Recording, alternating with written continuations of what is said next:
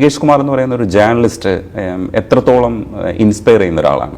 ഞാൻ എന്ന് പറയുന്ന ജേർണലിസ്റ്റിനെ രൂപപ്പെടുത്തിയത് എം. നികേഷ് കുമാർ. കാരണം എനർജി അപാരമാണ്. നമുക്കിപ്പോൾ ഒരു വാർത്തയൊക്കെ വന്നു കഴിഞ്ഞാൽ, പ്രത്യേകിച്ചും ഒരു ഇലക്ഷൻ ഡേയിലൊക്കെ രാവിലെ തലേ ദിവസം തന്നെ നമുക്കിങ്ങനെ ഇൻസ്ട്രക്ഷൻസ് ഉണ്ടാവും, ഇങ്ങനെ സാർ ഇങ്ങനെ അത് ചെയ്യണം ഇത് ചെയ്യണം, റിപ്പോർട്ടേഴ്സിനോട് അങ്ങനെ രാവിലെ അവൻ കാത്തിരിക്കും. കാരണം രാവിലെ മുതൽ M. Nikesh Kumar show start ചെയ്യുമല്ലോ. അപ്പോൾ നികേഷ് സാറിൻ്റെ ഷോ കാണാൻ വേണ്ടിയിട്ട് കാരണം അതിഭീകരമായ എനർജിയാണ്. ഇപ്പോൾ പെട്ടെന്നൊരു വാർത്ത വന്നാൽ പോലും ഒരു റിസോഴ്സും ഉണ്ടാവില്ല. ഈവൻ ഗ്രാഫിക് കാർഡ് വരെ കംപ്ലൈൻ്റ് ആയിരിക്കും. പക്ഷേ എന്നിരുന്നാൽ പോലും ആ വാർത്ത ഓൺ എയറിലേക്ക് കയറ്റുകയും ആ ഒരു ഡെസ്കിനെ കംപ്ലീറ്റ്ലി എനർജറ്റിക് ആക്കുകയും ചില സമയത്ത് ചില വാർത്തകളുടെ മിസ്സായി പോകും. അതായത് ചില വാർത്തകളുടെ ഒരു ഇമ്പോർട്ടൻസ് ചില സമയത്ത് നമ്മുടെ കയ്യിൽ നിന്ന് ഇങ്ങനെ മിസ്സാവുന്നൊരു സാഹചര്യം ഉണ്ടാവും. അപ്പോൾ എനിക്കൊക്കെ ആണെങ്കിലും പലപ്പോഴും അബദ്ധം പറ്റിയിട്ടുണ്ട്. ഇറങ്ങി വന്ന പാടെ കണ്ണു പൊട്ടുന്ന ചീത്തയായിരിക്കും.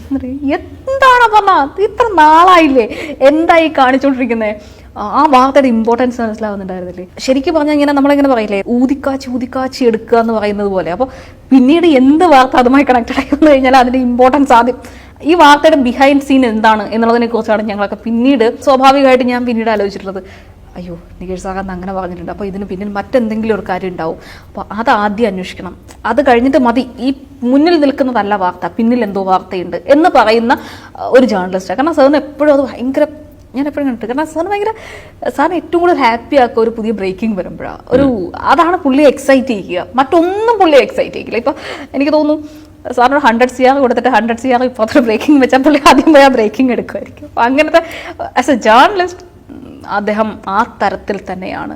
ഈ അറിയപ്പെടുന്ന ജേർണലിസ്റ്റായിട്ട് മാറുന്ന റിപ്പോർട്ടറിൽ നിന്ന് തന്നെയാണ് ഇപ്പം അത്യാവശ്യം ഒരു ആൾക്കാർക്ക് തിരിച്ചറിയുന്ന ഒരാൾ കൂടിയാണ്, അല്ലെങ്കിൽ നിലപാടുകളുടെ കാര്യത്തിൽ തിരിച്ചറിയുന്ന ഒരാളാണ്. ആ ഒരു വളർച്ച അവിടെ നിന്ന് തന്നെയാണ് നമ്മൾ സ്വന്തമാക്കുന്നത്.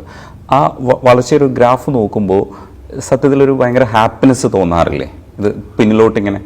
അയ്യോ, വെരി മച്ച്. കാരണം റിപ്പോർട്ടർ എന്ന് പറയുന്ന സ്ഥാപനം എനിക്ക് ആക്ച്വലി ഞാൻ എൻ്റെ പേഴ്സണൽ ലൈഫിനേക്കാൾ കൂടുതൽ ടൈം ഇൻവെസ്റ്റ് ചെയ്തിട്ടുള്ളത് റിപ്പോർട്ടറിലാണ്. കാരണം 14 hours 24 hours ഒക്കെ വർക്ക് ചെയ്തിട്ടുണ്ട്.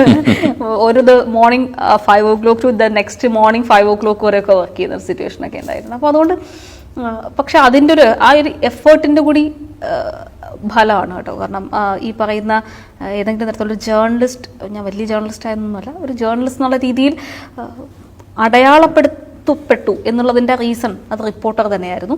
പക്ഷേ അത് വേറൊരു കാര്യമെന്ന് വെച്ചാൽ റിപ്പോർട്ടർ എന്ന് പറയുന്ന പ്ലാറ്റ്ഫോം തന്ന ഫ്രീഡം കൂടി ഉണ്ടായിരുന്നു എനിക്ക്. അപ്പോൾ അതുകൊണ്ട് കൂടിയാണ് എനിക്ക് അത്തരത്തിലൊന്ന് ഞാൻ എന്നെ രേഖപ്പെടുത്താൻ, അല്ലെങ്കിൽ ഞാനെന്ന് പറയുന്ന ജേർണലിസ്റ്റിനെ കുറച്ചുകൂടി ഒന്ന് ഫ്ലറിഷ് ചെയ്യാൻ സാധിച്ചിട്ടുള്ളത് ആ കാരണങ്ങൾ കൊണ്ടൊക്കെ തന്നെയാണ്. റിപ്പോർട്ടർ വലിയൊരു സർവകലാശാലയായിരുന്നു. കാരണം